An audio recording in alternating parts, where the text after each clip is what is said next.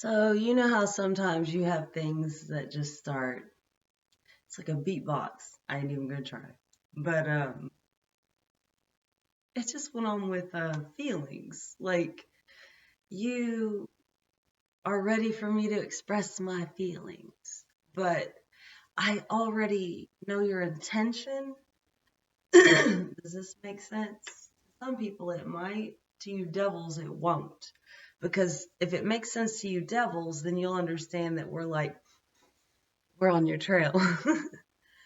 Already see you. Already know the malicious life you are okay. Like, I'm thinking of a pig wallering that you're okay wallering in. Pig in mud. Because that's what it boils down to. Like, there's so many of us that actually want to be happy. We want to have the ideal life. And I can't even say this is 1950s because I'm not wanting someone to work while I stay home. Fuck that shit. No. I like my interaction in the human world as well. So equal give and take, right? And then you have I can come to you with my problems. You can come to me with yours. Oh my God, we can communicate? Like, oh my God, that's amazing. And then when it comes down to it, you can each like plug the boat with one toe while the other person keeps rowing the oar, and then you're still chewing the bubble gum so you can get the other hole. It's called teamwork. Like, where'd it go? I don't know.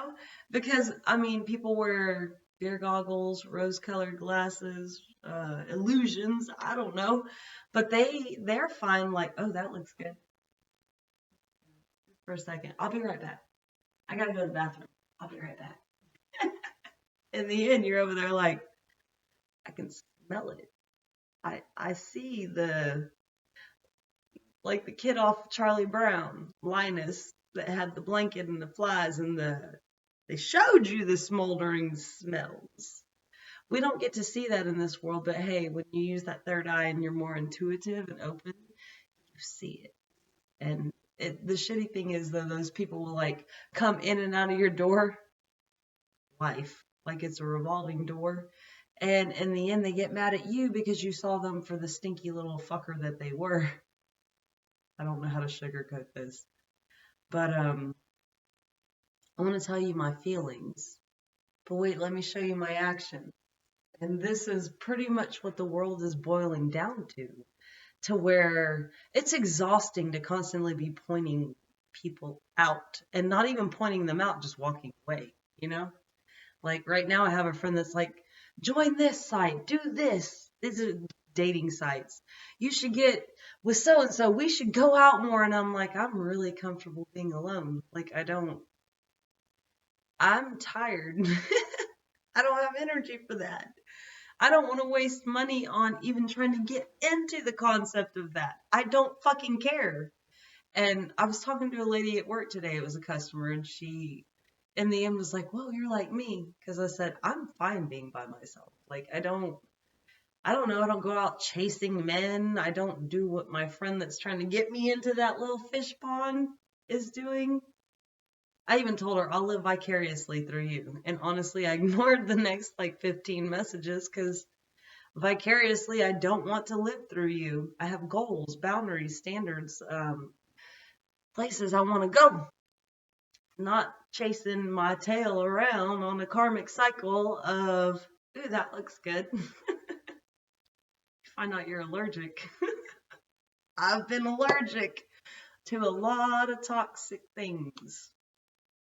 So at some point, you get to the point where this is like a full moon coming into us, right? And I heard it earlier. This is where you draw in what you want.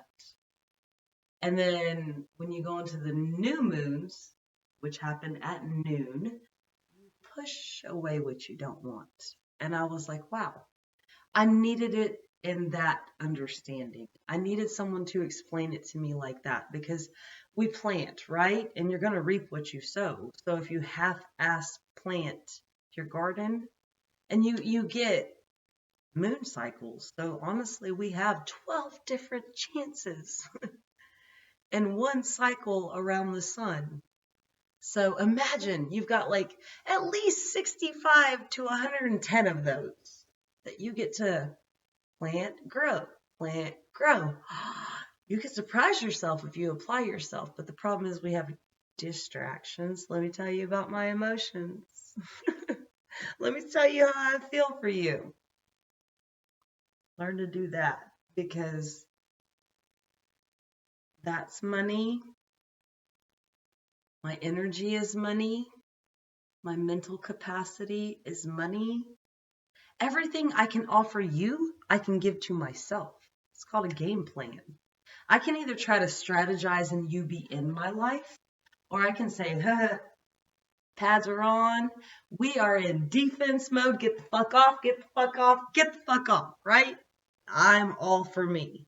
Most people will tell you that's selfish or there's something wrong with you. But if you're willing to stand alone by yourself, going back to the woman I met at work that was a customer, like I told her, I am fine being me. I'm 100% whole on my own. And she looked at me and smiled like that was a new realization for her, and she's in her 60s. But when we can get to a point where we understand, however New Age spiritualists want to call it, because we're under nothing. I'm going to stand with you and we're going to understand this. But when you can realize you are top dog, top notch, don't need anybody, no one needs to explain anything for you, you don't need closure, you are okay on your own, because guess what?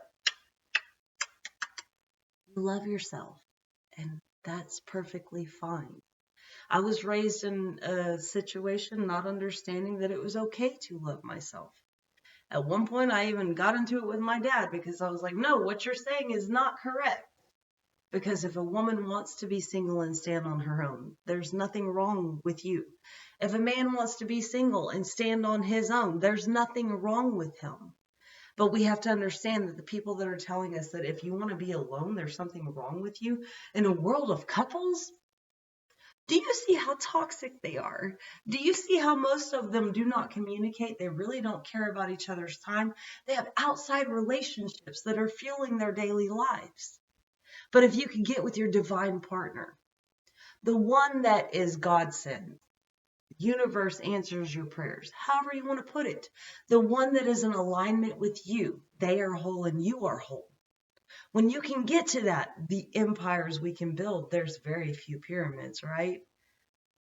It's like that for a reason, because everyone else is busy trying to struggle and survive, when there's just a selected few that know, understand that life is greater than what they have imagined it to be.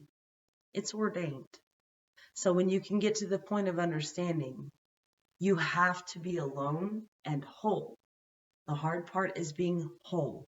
I've got a lot of hoes trying to make me defragment my energy, and I'm like, no, Felicia, no.